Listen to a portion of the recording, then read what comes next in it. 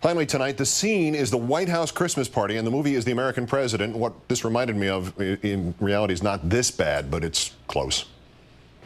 Mr. President, militant women are out to destroy college football in this country. Is that a fact? Yes, sir. Have you been following this situation down in Atlanta? No. These women want parity for girls' softball, volleyball, field hockey. Well, if I'm not mistaken, Gil, the courts ruled on Title IX about 20 years ago. Yes, sir, but what I'm saying now is that these women want that law enforced. It's a world gone mad, Gil. Well, tonight, according to the right-wing paranoia sphere, militant Democrats are out to destroy Republican car dealerships in this country. It's tonight's WTF moment. It's true. The Washington Examiner, which is like the Washington Times only with fewer Moonies, has breathlessly reported that, quote, evidence appears to be mounting that the Obama administration has systematically targeted for closing Chrysler dealers who contributed to Republicans.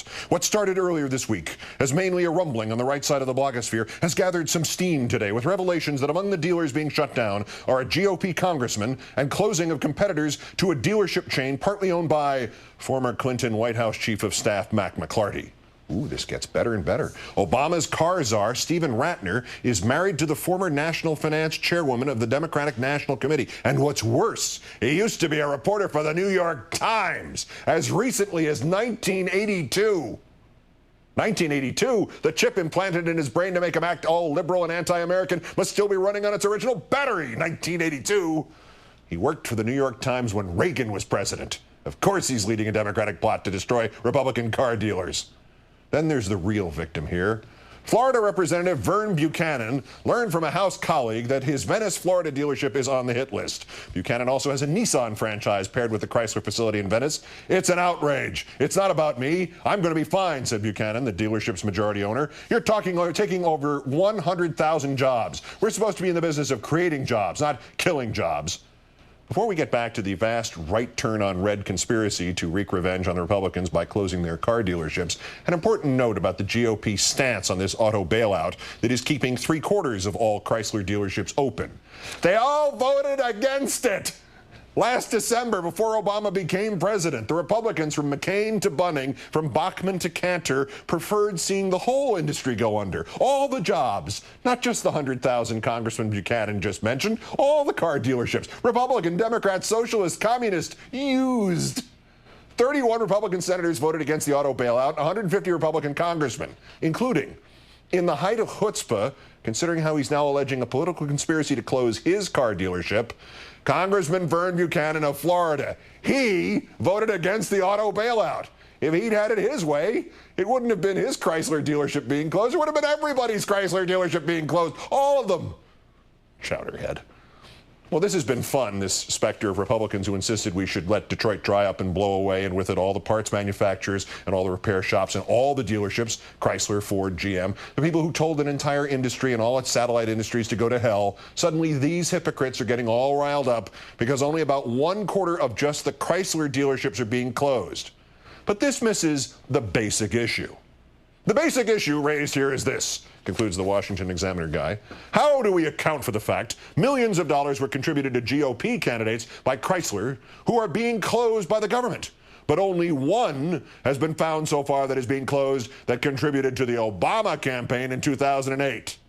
Dun, dun, dun, dun.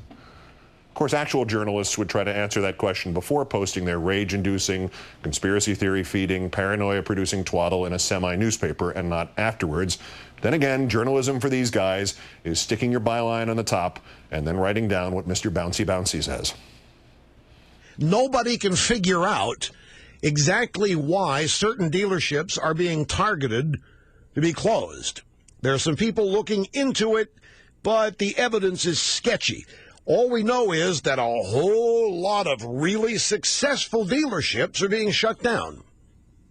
Some of them happen to be owned by people who contributed lots of money to Republicans. And oh yeah, about the really successful car dealerships that aren't being shut down, turns out some of them happen to be owned by people who contributed lots of money to Republicans too. Well, I'm not being honest when I say that. Nearly all of them, nearly all of the really successful Chrysler dealerships that aren't being shut down happen to be owned by people who contributed lots of money to Republicans, because nearly all car dealers who donate money to either party donate it to the Republicans.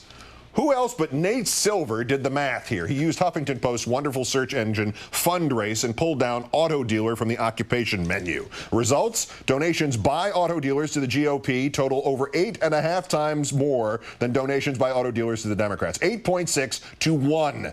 Now, if you list yourself as a, quote, car dealer, it's a little closer. Maybe that includes used car dealers. I don't know. Donations to the GOP are only triple the donations to the Democrats there.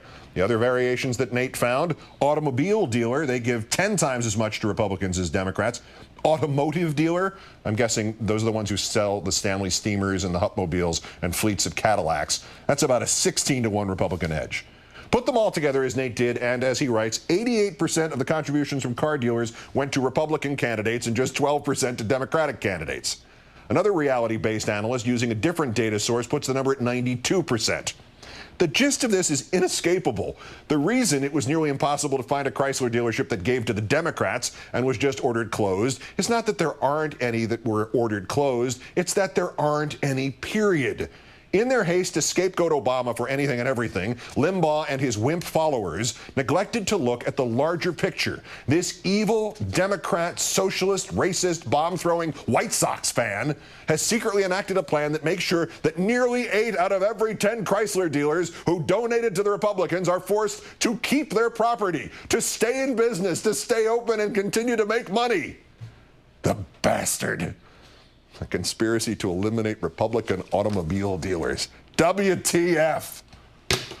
That's countdown for this, the 219th day since the previous president declared mission accomplished in Iraq.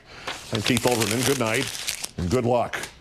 And now to explain how the Republicans stayed ahead of the curve by launching an attack ad based on last week's headlines, ladies and gentlemen, here is Rachel Maddow. Good evening, Rachel. Good evening, Keith. The important thing is that they made it scary all over again, and that always works. For fewer and fewer people each time, thank goodness. That's right. Thanks, Keith. And thank you at home for staying with us for the next hour.